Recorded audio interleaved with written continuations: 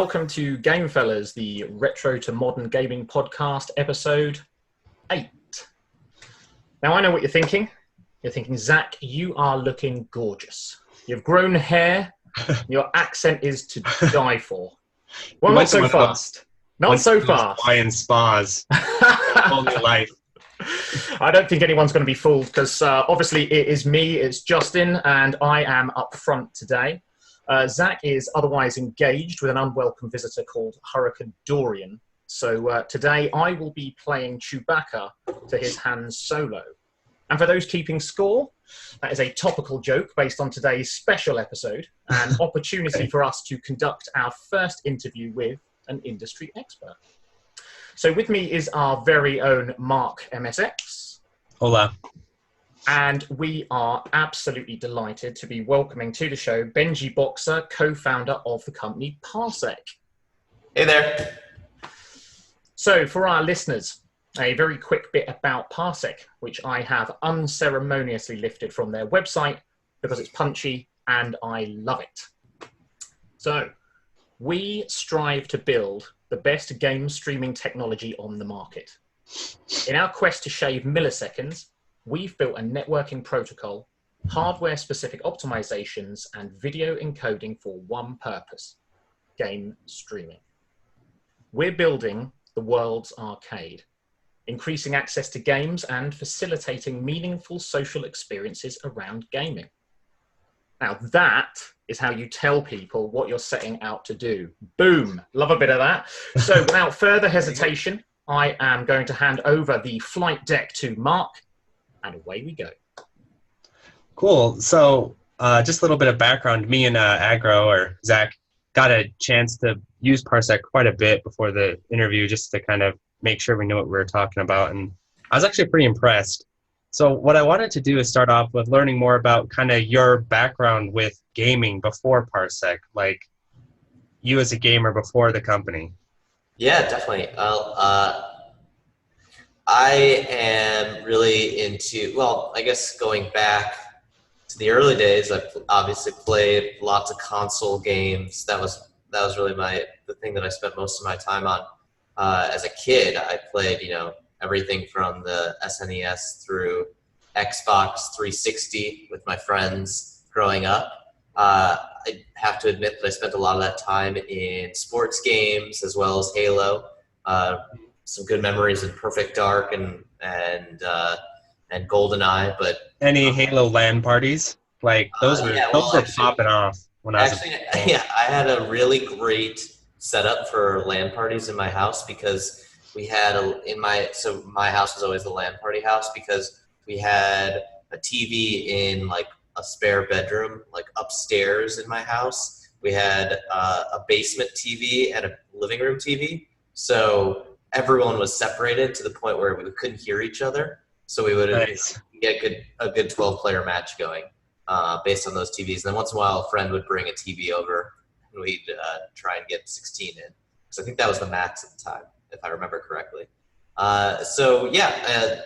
Halo was a big part of my high school life. I don't know if that's I feel like if you were in USA around that time it was. Because I went to a ton of Halo LAN parties too. Yeah, so that was my main thing. On the computer, I think I was introduced to PC gaming with Oregon Trail because that's what we did in middle school, I guess, to learn about computers, but in the US, and like some typing games. But generally, I spent most of my time on the computer playing games like Command & Conquer, Age of Empires, Civilization series, and SimCity. So you can get a theme. It's kind of like real-time strategy. Yeah, I was about to say. Turn-based gaming. And today, that's basically what I still play on the PC. I'm really into City Skylines and Civilization 6. So although my day job is basically resource management all day, I still like enjoyable to do resource management games in my free time. So I'm not sure what that says about me. Maybe I'm crazy. Did you play a lot of Starcraft or Warcraft? I I didn't. I think that like for real-time strategy, my game, honestly, like commanding the Red Alert series was like where I kind of. Yeah, those are really fun. That I didn't. I think that Starcraft came out after I kind of switched away from PC and focused my attention on like Halo type stuff. Oh yeah. And then when I got to college, I didn't have any type of gaming device, so that I kind of took even though that's when lots of people dive into gaming even more. In college, I only had like a Mac for schoolwork and. I know what you mean. When I went to college, my first 3 years of college, all I had was a PS2 and like Metal Gear Solid. Oh, nice, yeah. I played Metal Gear Solid 3 like 50 times or something. I don't know, but yeah. I had some of the friends that I had that I lived with one guy had an Xbox One, I think, or is that too early? It may have been Xbox 360 at that point. I can't remember. But he had one, and we'd play a lot of like. Can't remember what Guitar Hero was on. Is that like PS2? Most people played it on PS2. Yeah, so that's what like in college I spent a lot of time playing like Guitar Hero and things like that. So when I saw someone playing using Parsec to play Guitar Hero with another friend, I was just like actually amazed because I couldn't believe that they could hit the rhythm notes. Game, yeah. Yeah, with the rhythm. Because I was like, I can't even hit those notes locally, so I'm not sure how you're doing that with Parsec, but that's awesome. So speaking of like the RTS games and stuff, was there a lot of online play when you were doing those back in the day? Like, did you ever do dial-up online and all that kind of thing? Not with the RTS stuff. I mean, I think I played most of those games like against the computer, and if I ever lost, I remember. As a kid, if I ever lost to the computer in a game, it'd be so infuriating because I knew that there was clearly a reason. There's like a way that the computer operates, and I should be able to just like beat it every time. And then I didn't, it just like infuriate me. Yeah, I remember I played a lot of Brood War when I was, I guess, like 12 or 13 or so online, and I thought I was so good, but I think one reason why I kept winning is because I was on dial-up and I was just lagging the crap out of all my opponents. And I didn't even know it. Yeah. And I kept getting booted from servers, and I didn't understand why. I was like, why are you guys booting me? It's because I'm probably on like 300 ping or some shit like that. So yeah, I think that the first real online gaming I did was in Halo, like where I'd have like my friends, we'd all get together and then we'd face off against kids that would be screaming at us, or whatever it was at the time.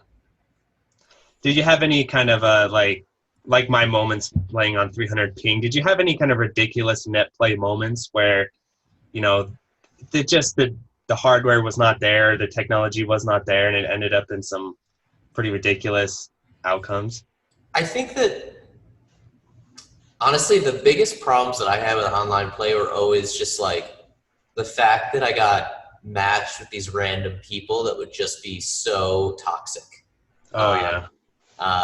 And I can't remember, and maybe just because I was used to it at the time, of like network issues and things like that. I can't remember any of that stuff, but I just remember the just being like, God, get us out of this situation when we would be in a room or something with toxic people. So anyways, I don't remember anything specific, unfortunately. Sorry. That's fine. I was just wondering if, just because back in the day, there's so many of those stories with, either you get insane desyncs where you think you're just destroying everyone and you're actually completely desynced and not even playing.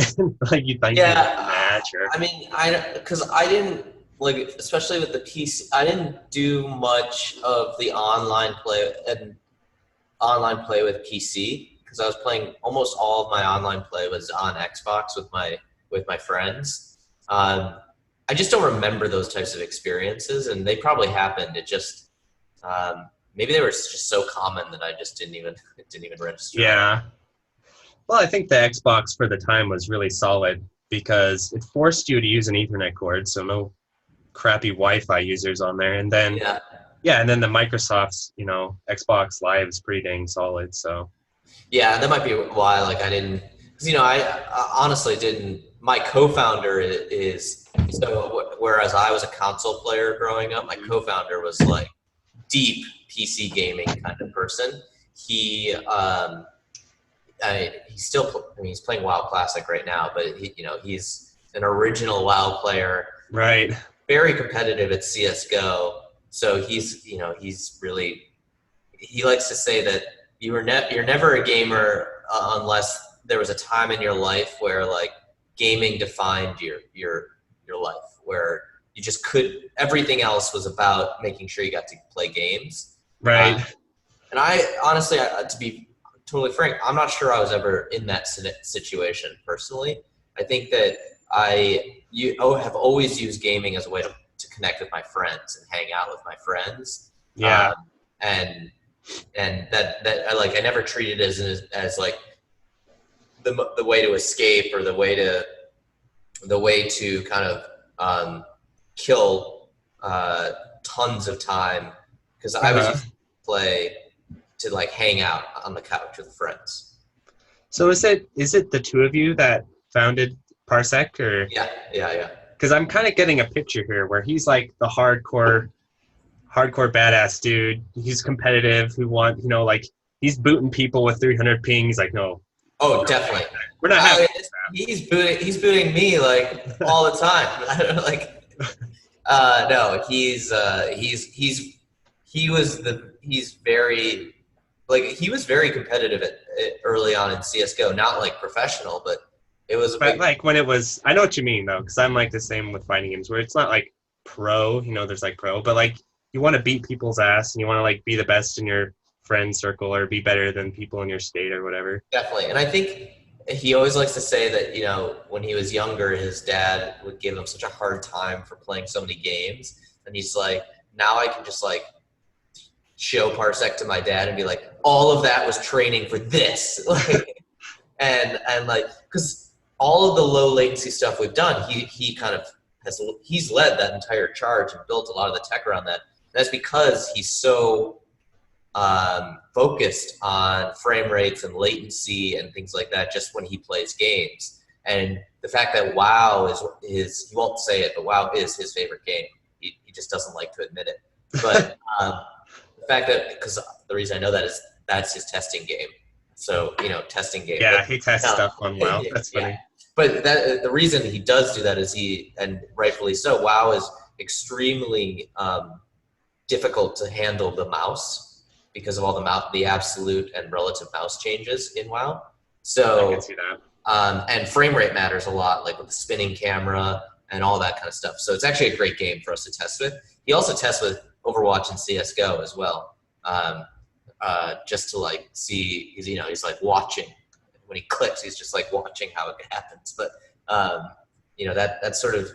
that's really, I think that focus on that stuff is what has made our technology and product, that just understanding of how people would want to play the games. That's what's made the product and technology so good, is because the person who's building the product and technology from the beginning has been so focused on it. Yeah, it's cool. It sounds like you guys started off as players rather than, what these days I think people get very cynical of different companies and stuff and probably think, oh, this company could just be jumping on this fad or whatever. Oh, it's a fad. We're going to hop in on that or whatever. Yeah. Well, I hope that's not how people see us because we've spent 4 years building this tech and we're pretty excited about where it's going. So, and it's been a real serious dedication to shaving, I think what Justin was saying, shaving milliseconds where we can. When we realized that using TCP or using WebRTC wouldn't do it for us in terms of networking. Those are networking protocols, sorry, just to clarify. But using those standard libraries and protocols wouldn't cut it for us. Chris, my co-founder, was like, all right, I'm diving in, I'm building my own networking stack. At the time, that was pretty crazy to do. And yeah. And I don't know if anyone out there that's watching this has ever written a networking protocol. I haven't. I've just watched him write one. It's like it's a pretty serious task to take on. So, and I think that type of drive and focus on the problem is the only way that we've achieved what we have with the technology. Yeah, you know what's funny about Parsec? I feel like a lot of listeners can relate to this. Was I first heard about it from Zack. He's mentioning it to me because we wanted to play a game that didn't have online, right? And it's funny because he mentioned, oh, there's this program called Parsec that you could do that with. And in my head, I was like, oh, this is the thing that like a lot of me and my friends have talked about wanting to happen for years. Like way back, for instance, on the PS2, we wanted to play some PS2 game against each other that didn't have networking or anything. And we're trying to come up with all these bootleg solutions to do that. Yeah. So I'm curious, what was the genesis moment between you two where you're like, hey, here's an idea we could, you know what I mean? Like, where did the idea come from? Yeah. So we always, like 4 years ago, Chris came to me and was like, okay, I've been working on this streaming tech, and I think there's an opportunity here for a way to deliver games differently. And I was, first and foremost, Chris and I had been friends at that point for a decade. And I was like, I want to work on if you're working on something, I want to work on it with you. And then doing more research and things like that about streaming tech, I was like, okay, this is actually pretty cool. But very early on, we said that we didn't believe that people who actually play games would want it to be a cloud gaming, like the cloud gaming thing. Right. You get it from the cloud, you pay it. Was that even much of a thing back then? Like, I'm sure it was, but it's like... I mean, this was 3.5 years ago, so that was still 4 years after OnLive and right. And Gaikai had failed. So people had tried it. We weren't the first to think of this by any means. Liquid Sky had also been operating for about a year at that point, which is a cloud gaming tech company. But when we looked at the space, we were like, I don't think that people who actually play games and have hardware will switch to the cloud necessarily very quickly. We did think that in the long run, there would be a lot of games delivered this way as long as hardware prices in the cloud came down. They still haven't come down, just if you know anything about like GPU pricing in the cloud. But right. But what we did say is like, okay, people who do have gaming PCs would like to access those gaming PCs from anywhere. And so we started building around that, as well as saying like, if your gaming PC is a cloud machine, great. If it's your PC at home, even better, like whatever, it doesn't matter. And then I think that the genesis moment actually happened when Chris was playing WoW. So, a common theme. Chris was playing WoW and he couldn't finish a certain quest. And forgive me if I'm getting the terminology wrong in WoW because I don't play. But I wouldn't know. But his sister is extremely good at WoW, like very high leveled in WoW. And he was like, you know what, Jamie, who now works at Parsec, Jamie, why don't you show me how to do this? And then she jumped into his computer using Parsec. And all of a sudden, Chris and Jamie realized, oh my God, this can be used as a way to play games together. And that kind of was the genesis for it. Now it took another 1.5 years to actually build the tech to make that possible. But that was kind of the eureka moment where we talked about it and realized, oh my gosh, you can actually make this into a product where people can jump into games with each other. They can pass the controller. They can watch each other. You can basically recreate that experience of sitting on the couch next to each other, hanging out and playing, right. Which is what Chris and I grew up doing with our friends. In separate states. I grew up in Wisconsin. He grew up in New York. But we had a very common, similar experience growing up. And I think that a lot of games have moved away from that. Some like the AAA games moved away from that, but all of the indie games are still building around that experience. But it's really, really difficult to build online multiplayer. Yeah. Because of state synchronization, all sorts of stuff like that. And we started and the more and more we were growing, game developers were coming to us asking, hey, can you just like put this in our game? Because that would be really awesome. And for a while we said no. And then actually this week, which I don't know when this is being broadcasted, so it might be last week or 2 weeks ago, but we are releasing an SDK for game developers to embed Parsec in their games that makes it so that anyone can add online multiplayer to a game, which we're really excited about because it creates ways for game developers to build new experiences and achieve what AAA games do without having to learn how to write netcode, without learning how to do state synchronization, without having to pay for servers and maintenance and bandwidth and all this stuff. Because Parsec is a peer-to-peer network that if you write hopefully just a day or two of software embedding Parsec into your game, all of a sudden your game is online multiplayer enabled. And you don't have to do that because people use Parsec that way today, but that reduces friction if we can get games to embed it that way. Yeah, and so if they're embedded, I'm assuming, okay, I'm a little bit of a noob here, but I'm assuming it's going to cut out a lot of the overhead of, like, how you use Parsec now where it's a client and you launch it and all that, if it's like embedded into the code of the game, right? Yeah, so then you basically, the way that it will work or is working now, again, depending on timing of this video, essentially, whether or not the game is integrated, Parsec, there's two options. We can inject Parsec into a game if the game developer hasn't integrated it, or if they have, Parsec will appear inside the game. And you'll say, I want to play online, and you'll log in with your Parsec account. And then you'll get a URL that you can send to a friend, or you can say, I'm looking for a public match, and then anyone in the world who's on Parsec can jump in immediately.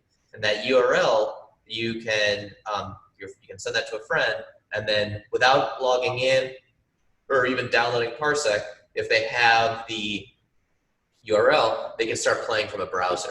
So our goal is to basically eliminate the problem of Xbox Live, PlayStation Plus, and whatever, which requires you to have hardware, requires you to subscribe to an online service, requires you to have it both own the game, requires all these steps that take forever, when with Parsec, all it is one person invites friends to play. And it's a link, and everyone joins, and they play together.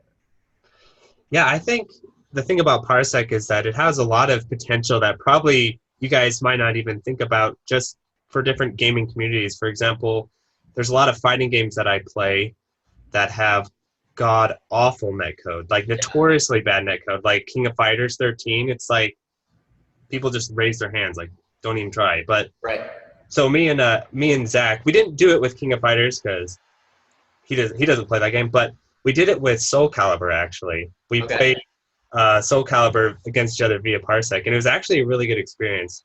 Awesome. Yeah, we've actually, I think one of my favorite moments so far in building Parsec was when Sonic Fox tweeted out, everyone should be using Parsec for online practice and for fighting games. And I was like, okay, well, that would cost us a fortune if we had asked him to do that. So this is pretty cool that the #1 fighting game player in the world is recommending our product. Well, I think it's a legit recommendation too, because it's funny because in the fighting game community now, fighting game players are just starting to revolt against some of these devs. Like, you have to improve this awful netcode in your games. Yeah, I would say that it is really difficult to do. So cut the devs some slack. A lot of times, and I'm just going to jump in and say this, a lot of times you see consumers on Steam and elsewhere why doesn't this have online multiplayer? Why does the online multiplayer suck? You suck. Everyone's trying to make this work. They're working really hard to do so. It's just a very difficult problem still. The internet Justin said it in one of your last videos. The internet isn't as good as people think it is. So there are lots of problems to be solved, but we hope that with Parsec, people are able to have experiences that they couldn't have without it, and game developers are able to kind of facilitate experiences that just weren't possible before Parsec. So that's kind of our goal. And I think in addition to that, building a place for people to play any game however they want with friends or with strangers is a really awesome thing. It's like the global arcade. It kind of feels like you're going to an arcade, switching off, playing together, co-oping, going against each other in Street Fighter, whatever it may be. That's kind of what we hope is the experience for everyone using Parsec. Now, the other thing, what you were saying about fighting games, one thing that Parsec's really good for in those games is the modes that are not available online. So Exactly, yeah. fighting games, it's like practice modes usually aren't online. In FIFA, season mode isn't online. So like there's all these modes in games. For some reason, game developers have decided to block different things based on I don't know what. But with Parsec, we're opening it all up and making everything possible because it's just replicating the local experience, which is every game has the local experience. Yeah, well, for example, this is probably what Sonic Fox was referring to, well, depending on the game. But for example, in Tekken 7, like the netcode's not awful or anything, but it has this horrible thing where they may have patched this, but for a while when I was playing it, after every single match, you had to reconnect, rebuffer, reload. So you spent half your time online watching a loading screen. But when me and Zack played Soul Calibur, it's the local version, so it's just rematch, rematch, rematch, rematch. No loading downtime, no like resyncing constantly. So like that saves fighting game players a lot of time. That's for sure. Yeah. Well, our goal is to going to I don't know like how technical or like how industry specific to get, but like when you're building a technology company or a startup, there's kind of this word that has this buzzword, disruption. Are you disrupting something? And it's based on this researcher named Clayton Christensen, who is a professor, and he came up with disruption theory. But the idea is that when you're building a technology company or something like that, a new business, you want to disrupt. And the only way to disrupt a bigger business is to offer something that is easier, cheaper, simpler to an underserved market. And we believe that we are offering something simpler, at the very least, to an underserved market on people who want to play games together in gaming. So especially people who want to play like co-op or multiplayer kind of local games together. That's kind of that's where we've focused our attention.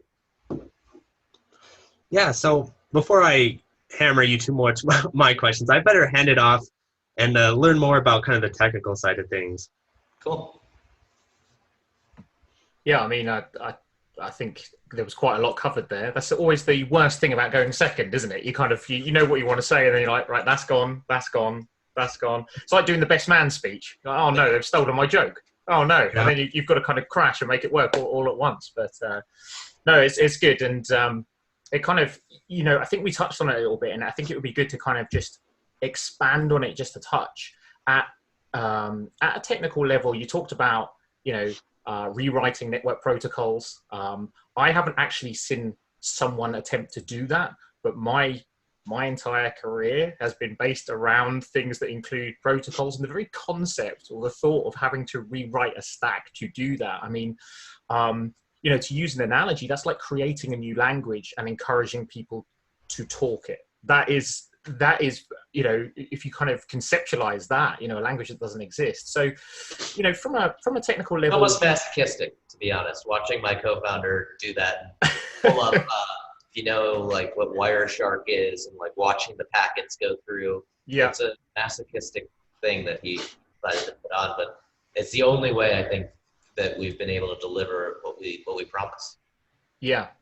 Yeah, I suppose otherwise, you're reliant on what's out there, and then it's not different, and then it's not disruptive. That's another word that I'm used to, the market hype buzzword. If you don't get disruptive in a press release, you needn't bother with it. So take us a little through the technical level, and also, for the people out there who are listening who haven't come across Parsec. We talked a little bit about downloading a client and getting that online, and take us a little bit through that experience and what a user would have to do to get that all working. Yeah, well, the ideal experience is that it comes with your game. So with the SDK, that's going to be pretty rare for at least for a while until more and more games integrate. But for the experience today is that someone with a gaming PC downloads Parsec, signs up, and says, I want to host a game. And they then get a URL that they can send to friends. Those friends get that URL. They can play in the browser, or if they want like the best experience, they can also download Parsec and connect via the Parsec client on their computer or their phone. So it's a little bit of a multi-step process, but hopefully it ends up being worth it so that you can play some games with your friends. Yeah, no, absolutely. So, that being like a fat client, thin client kind of option, which, it's great to have that option, because I know fat client kind of went out of fashion. It was seen as like a Windows 95, Windows 98 type thing, but actually people have then started yearning for that because it allows, a bit more heavy processing, heavy lifting to be done locally. I mean, the thing is that you can't do, like, if you rely on the web browser, which we allow you to do, because everyone has it. But if you rely on that, you don't get as low-level access to the core hardware on the PC, on the Mac, on the iPhone, whatever.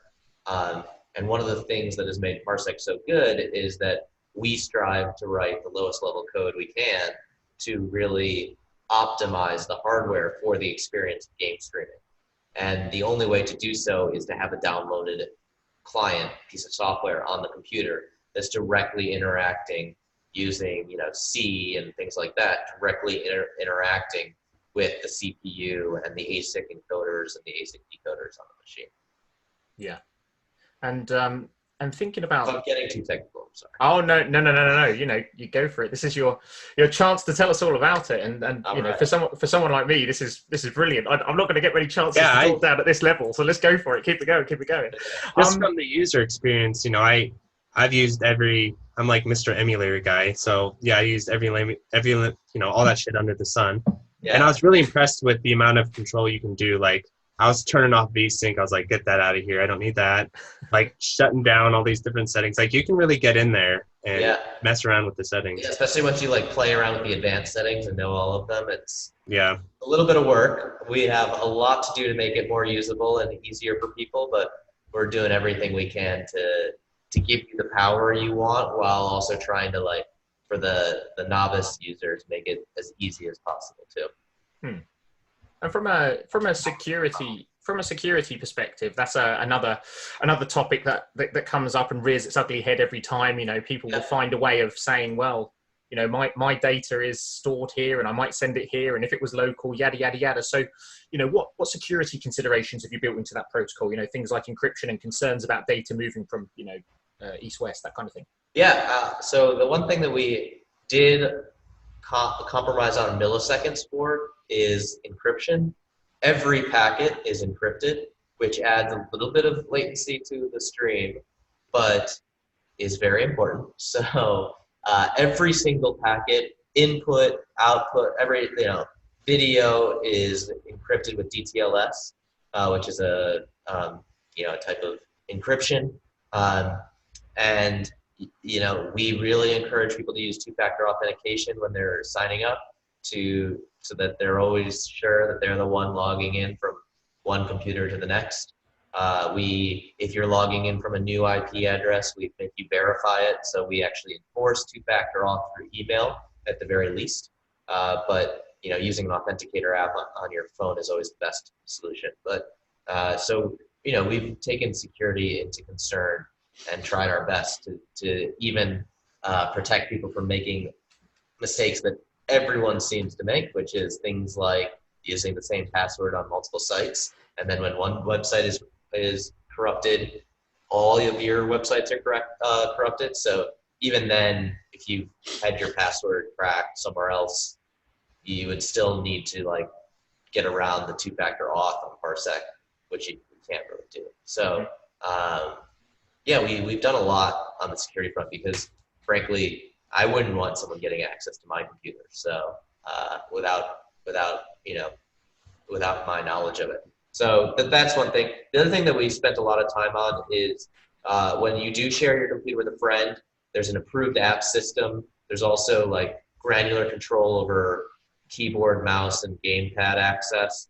There's a system where if the host moves the mouse, it freezes everything and no one else can control anything because the host is the ultimate, person in this regard. So approved apps basically locks the video to that app, and anytime you move out of that app, it grays the screen. You can't hear anything. You can't interact with anything.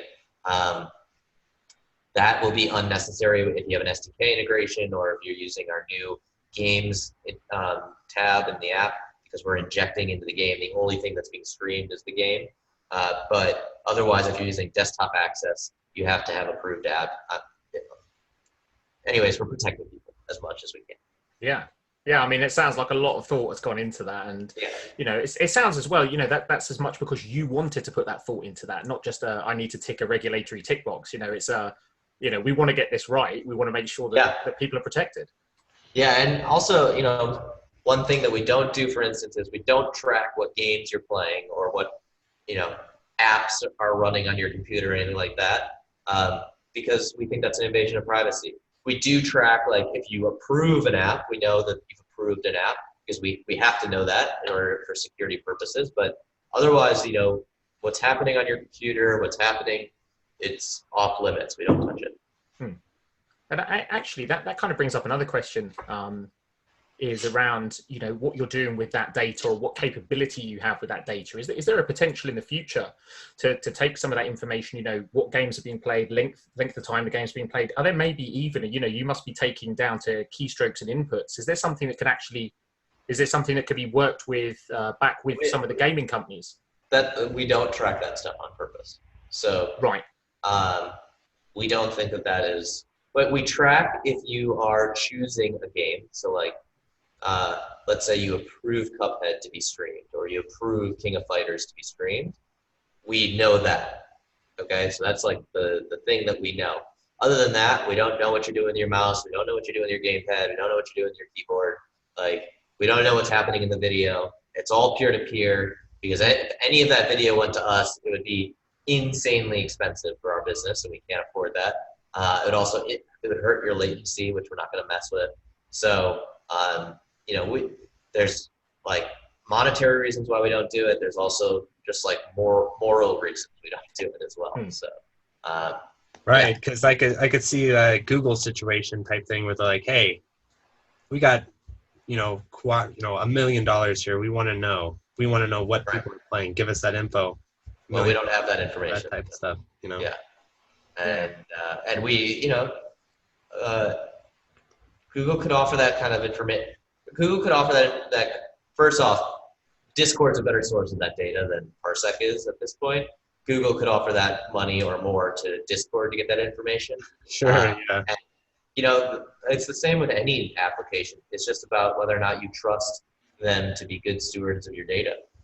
And any business that's based on advertising is not going to be a good steward of your data. Any business that's not is generally going to protect it and want to make sure that no one else has access to it. I don't know. So that's probably a nice time to bring up my favorite, which is Google. And I've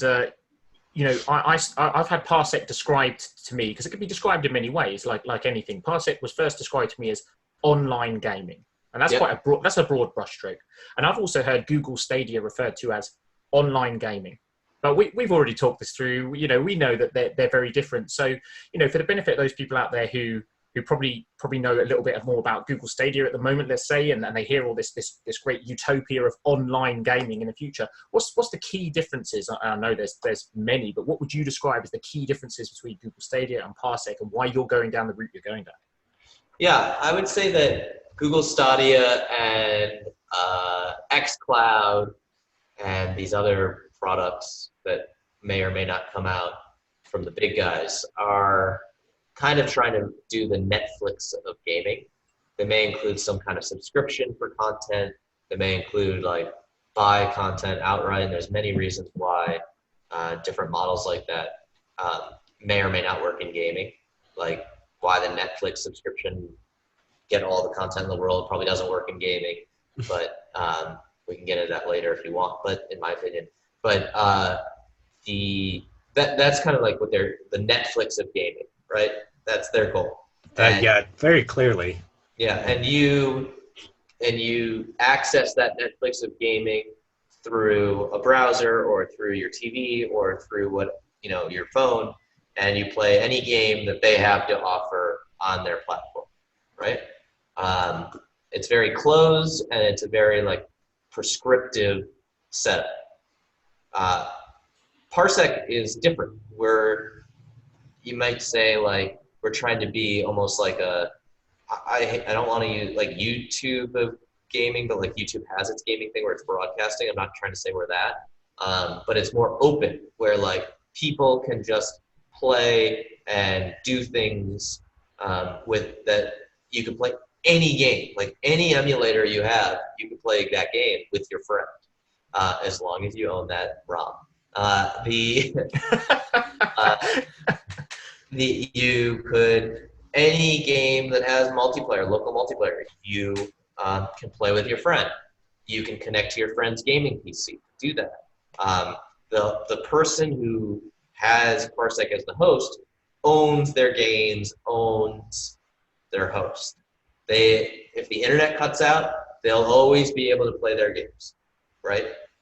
In the Netflix of gaming situation, the internet cuts out, you cannot play your games. So what we really believe is that gaming hardware is not going anywhere, right? PlayStation 5 and Xbox Scarlet, or whatever they're calling it, are coming out next year. These things, they don't invest this kind of money and this kind of research into a new generation of hardware if they think it's going away, right? And I don't think it's going away. And I don't think your gaming PC is going away either. So the people who play games and love gaming are going to own the hardware. And then what we believe is that Parsec offers value to them and to their friends, whether their friends own the hardware or don't own the hardware. And that kind of like shared value or shared like games, shared assets of hardware. Maybe it's like the Airbnb of gaming, I don't know. But what it does allow you to do is it's like the local LAN party of gaming, I think. Yes, well, we call we're calling it like a global arcade. So like you can just like go to this place, find games to play, meet new people, come with your friends, do all sorts of stuff like that. And that's what we're trying to build with Parsec. And it's like when people say, hey, Google Stadia is coming out, how are you going to survive? It's like, okay, we're using very similar technology, but it's a very different like product. It's almost like saying Netflix offers video technology. How is YouTube going to survive? Because they offer video technology. Mm-hmm. We see it as very different products using similar technologies, but very different products. Yeah, and I think what you just said there about YouTube and Netflix is a perfect analogy. Similar products doing things in a different way, and that it's probably easier for me to be a little more verbose in what my belief is, because you have to at least be vaguely professional. But I completely agree. I don't see this being something that takes over the world. I think from a hardware point of view, the more heavy lifting done locally is always a better thing. And I think, in all areas of tech as well, that more control for the consumer, however that control is perceived, is what disruptive technology is all about now. Yeah, and I think, Yeah, I remember. Oh, go ahead. Sorry. I will say that I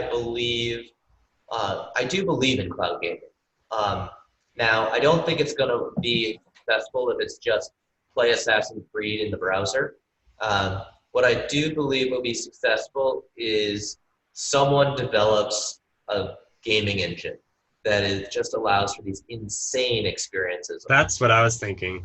That are only available when you have access to thousands of CPUs for the game, right? Which is only possible in the cloud.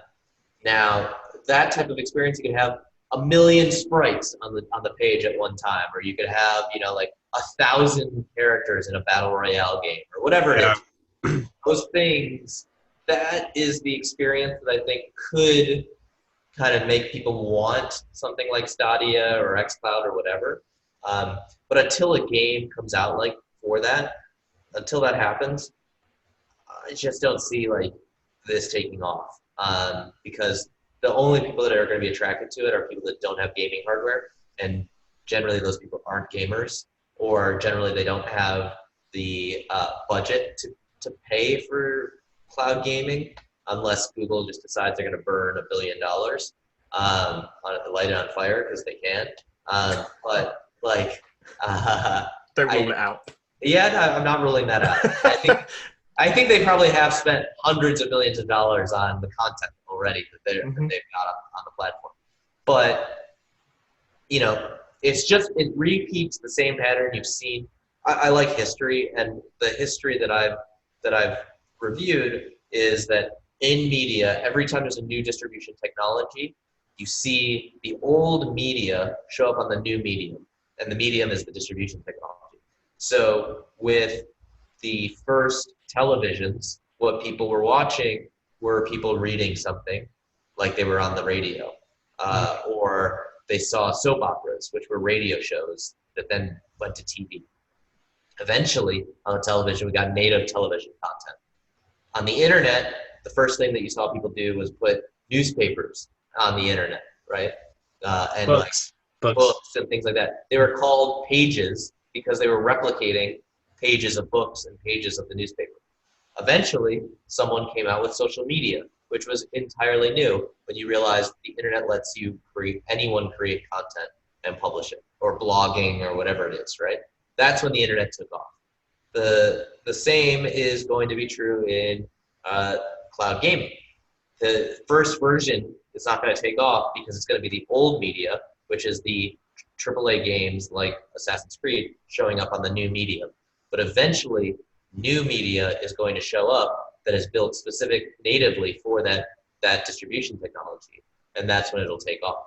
Now, does it expand the market of gaming, or does it replace the current hardware and the current model?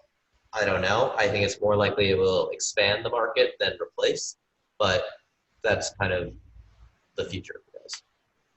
Yeah, I remember when I first heard about Google Stadia. I hang out with a bunch of hardcore arcade gamers. So of course, it was like we're all making fun of it. But I was like, wait a minute. This technology has a lot of potential. And so when it first was announced and they just said Google Stadia cloud gaming, I was like, wait, hold on. This could be interesting. They could do, like you said, what if they did 5,000 player battle royale games? Or what if they did some insane, server farm shit with this stuff?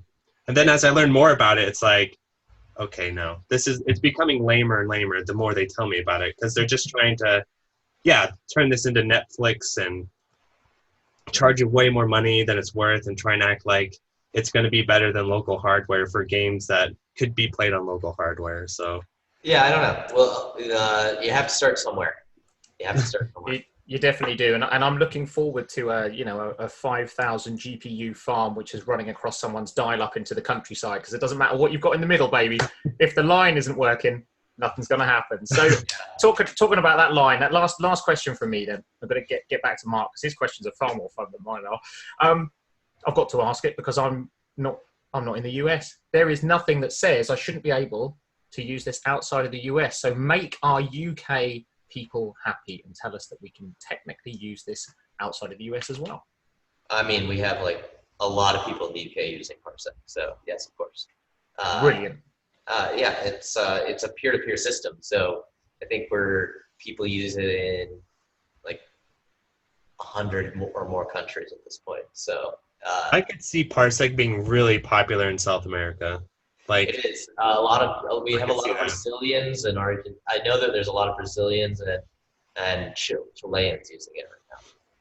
Yeah, because I don't know if you ever heard of Fightcade. Yeah, I have. Yeah, like Fightcade is crazy because I live in Idaho, so I live somewhat near South America globally. Yep. So I play against a lot of South Americans on Fightcade, and yeah, they love it. Like they love this kind of tough stuff. You know what I mean? It's hard to kind of explain, but Yeah, I'm looking at our, we have Google Analytics, which tells us how many people from different parts of the world are using the product right now. And we've got like 50 people between Brazil and Chile using the product right now. So right, they're playing King of Fighters. yeah, I don't know what they're playing, but they're. How many people you've got on from the UK right now? So what is it? It's 2 in the morning. Is there anybody using it 2 in the morning? Well, Google Analytics says nobody is using it. But Well done, England. You're sleeping. yeah, well, it's their sleep, but Google Analytics also doesn't capture everyone, right? It just captures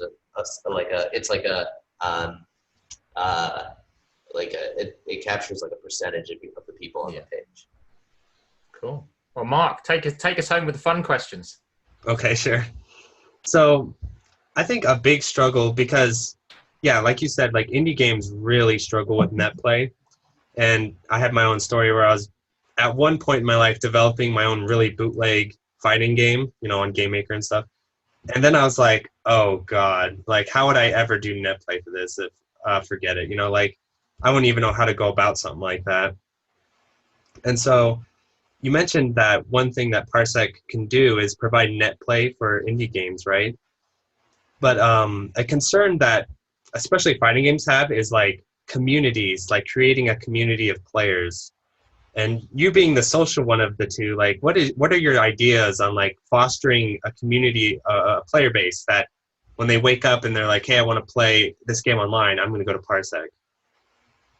Yeah, we want to create like a destination where people go to play games. Like I wake up and I say, I don't have any friends around right now. Let's see what's going on in Parsec. Just like an arcade, we'll go check out what games are at the arcade this week or whatever it is. At least in the arcade near me in New York, it changes frequently. That is kind of the experience we want people to have. Is they think about, I'm bored or I want to play games, but I want to play with someone else. Why don't I see if my friends are online to play? If they're not, I'll check out what's going on publicly in the public party system, and just have fun and like recreate going over to someone's house to play games.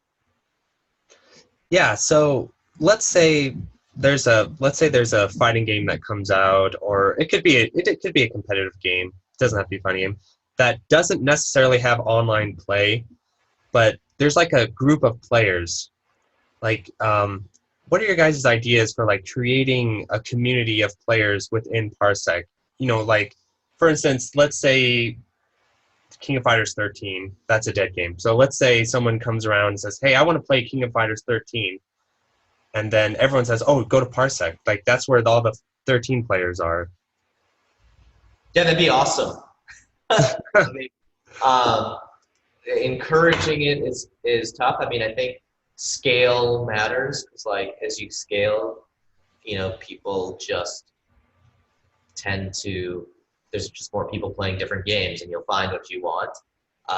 But in that situation where let's say you say I want to play King of Fighters, hopefully maybe you'd say, oh, I'll host it so anyone else can join me to play, or I want to play King of Fighters, so I'll turn on my gaming PC, I'll fire up King of Fighters, and I'll send a link to my buddy.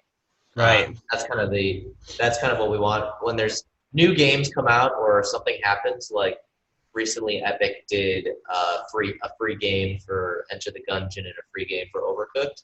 Mm-hmm. That when that happened, a lot of people showed up at Parsec to play those games, and yeah, that it naturally is like a flow of people for certain games when it releases or when something happens outside of Parsec's control.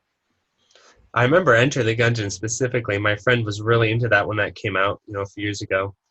And that didn't have online play. And I was like, this game needs online play because, I mean, we're like a couple 100 miles away from each other. It's not like a massive distance, but still, it's not like I'm not going to drive 2 hours to play one night. And Parsec. Right, exactly. Parsec. I mean, that's really it. What do you think of, because me and Zack were using Parsec, and I was kind of looking around in there, like your party systems and like the room systems and stuff like that. Yeah. What do you think about the idea of creating like a little more like hands-on type stuff, like maybe a matchmaking lobby, like matchmaking and stuff like that? Would that be interesting for you? Yeah, I mean, I think like it's less about. We would have to have more information, like integrating into the games about skill-based matchmaking. Right. But the party finder as it is today kind of matches you based on, hey, this is the closest game to you. If you want to play it, you should play it. That's how it's ordered, just based on distance. The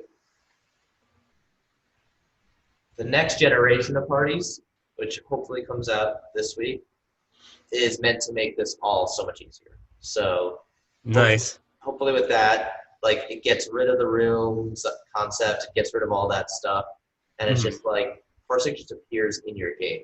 So hopefully that makes it better. And all we have to do at this moment is reduce friction wherever we can in the product. And if we do that, I think it'll make people happier. And happier people is our goal. So I guess kind of just your philosophy as far as like the player base goes. Do you want Parsec to be more of like a tool for existing people who know each other to connect? Or do you also want to achieve the goal of like creating a community of players who may not know each other at all connecting with each other? Well, I believe that the next version of the party system makes it much more achievable to make people comfortable having random people play with each other. I think that the biggest blockers to random people playing together right now is because of going back to one of Justin's questions about security. We've added all these approved app features and things like that. It makes it really, really cumbersome.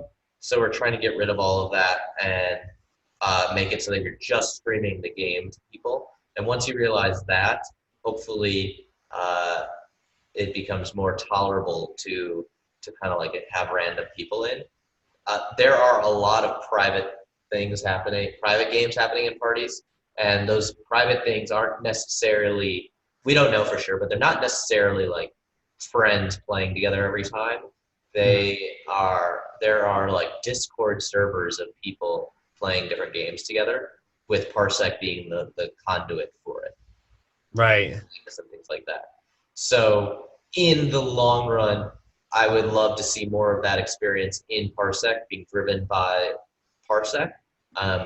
But we're not going to like change. We don't want to like force people to do what they don't want to do. So, Parsec is an awesome product for you to play games with your friends, whether it's 2 friends, 3 friends, 5 different friends on 5 different nights, whatever. It's also hopefully going to be a place that you say, hey, I heard that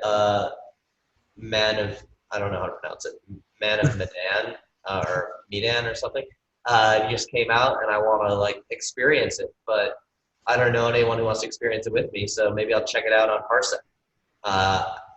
Or Heave Ho just came out and I've got 2 friends that want to play, but Heave Ho is a lot more fun with like 4 people. So why don't we get 2 people in Parsec? That's the type of feeling we hope Parsec drives for people. Yeah, and so I wanted to ask you, because I'm sure you guys have tinkered around with those stuff a lot. What are some kind of interesting uses of Parsec that maybe most people would not immediately think of? Yeah, well, actually, one thing that my wife at the time, my fiance, I think she was my fiance at the time, she like spent 6 weeks away from New York, and we watched movies together using Parsec because it eliminated the like 3, 2, 1, go, and the random buffering because the state was synced through Parsec. So that's one thing. I know that a lot of people actually are, rather than like, League of Legends is one of our most popular games in Parsec, which you might be like, what? That doesn't make any sense. It's not a multiplayer game in the sense of couch multiplayer. But the reason is that people are watching their friends play League of Legends, right? Right. So they're like, it's like more of an intimate Twitch with no delay. So you're kind of like experiencing the kind of fun of sitting on the same couch together playing a game, watching someone play a game. Because on Twitch, I bet if you look at the 90% of Twitch streams are like 2 people, right? yeah, my stream.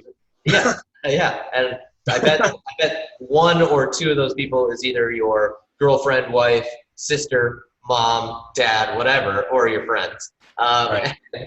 And it would be better than having the delay of Twitch to just do it in Parsec where there's no delay. And meanwhile, you could be like, hey, buddy, do you want to like take over on the next level? Here, take the controller, that kind of thing. So, yeah, I think those are some of the things that people use it for. There's obviously people using it for work. I mean, we see people using it for like 10 hours a day. So I'm assuming it's work, or maybe it's just playing games from work. From work? Oh man, there you go. Now we're selling some units here. We had a ton of people. We had a ton of people who were using it to get in the queue in World of Warcraft Classic when the queues were just like outrageous. Right, I heard about that. They were essentially like jumping into the queue at like 4 p.m. from work by like logging into their gaming PC at home using Parsec, and then by the time they got home, they were able to like start playing. So. Right, you just made me think, like, if you're an RPG player, for instance, and because, you know, like, you're at work and you want to play, like, an RPG on your home computer from work, like, you could do that. Yeah. There's a lot of people that also use Parsec with consoles, like Switch and things like that. The way they do that is they set up a capture card on the device and then pass that to their computer. So that's another thing that a lot of people are tinkering with, which is cool. And then there's definitely people that are using it for like working on video, editing, CAD, that kind of stuff. Right. Well, they say you shouldn't work with children or animals. Obviously, that extends to also working with the internet. There's a wonderful irony in the fact that as part of our interview with Benjy, we actually got cut off, thank you, Justin, from the recording at the end of our interview. But I think that's a little bit of a wonderful play into the fact that we were talking about Parsec, what it does, what it achieves, and all of those good things as well. So what we're now trying to do is effectively edit something onto the end, which will be vaguely humorous and kind of knit things together. Mark, is there anything you'd like to say? Maybe you'd like to falsify the fact that we've got this all stuck together. Well, I'd just like to thank our guest for coming on. He's super cool to make the time for us. And yeah, the end there, we're just kind of talking about how sick it is to use Parsec with GoldenEye, so. You definitely can't go wrong with GoldenEye. I think there was lots of talk about slappers only in Golden Garden. And, knives only. Yeah. I mean, we could probably just branch off, start talking about GoldenEye. I'm a massive fan of GoldenEye. But yeah, no, let's get this wound up. What more is there to say? Yeah, and I felt like the kind of takeaway was that unlike something like Google Stadia, where it's very, you know, closed and content is very tightly under Google's thumbs, the idea of Parsec is to kind of open up and be a tool for the user. So it's peer-to-peer. You know, there's no kind of like overseeing entity like with Google Stadia and all that kind of thing. Yeah. So personally, I found it really appealing, and I've already been using it and probably will continue. So. Yeah, definitely. And I think the use of the SDKs and building that into games, particularly giving that option to indie developers as well. I know some indie developers who are considering taking online play out just because of overheads and, you know, considerations around, well, you know, cost as well as anything. And this just opens that up to them as well. It becomes all that much more accessible. So, yeah, so even though he's not here anymore, would like to offer a huge thanks to Benjy Boxer for giving us his time today. Thanks, Benji. Thanks, my dude. Thanks, my man. And equally thanks to our resident Oprah, MarkMSX. So, yeah, for anyone who's listening or watching, look, I'd seriously advise going out there, taking a look at Parsec, look at what it does, how it works, go and test it out. And we didn't mention that it's not paid to use; it's free to use. So yeah, no, that's a really important thing. People aren't going to be absolutely crushed cost-wise there. go and give it a prod and a poke. And I know we've been speaking to Benji today. I've spoken to Benji outside of this, and Parsec are they're all ears. Go and talk to them. Tell them what you think works really well. Tell them what you think doesn't, because ultimately they're there to create an optimal product for you guys. And because I don't want to lose the line that I thought was funny, I'm going to replay it anyway. And in the future, when Parsec is the gold standard for all global comms in gaming, you can ask yourself the question, why on earth did the co-founder speak to Mark and Justin? Yeah, this will be like one of those embarrassing memories, that he hides from the, when he runs for office and they're going through his history. Yeah. Oh my gosh. Yeah, they're gonna the GameFellas. They're gonna dig that out, and it's gonna be like, look, this can sink us. This one could sink us. So it's excellent stuff. Right. Well, for everyone listening and watching, thank you very much. And from all of us here at GameFellas, later.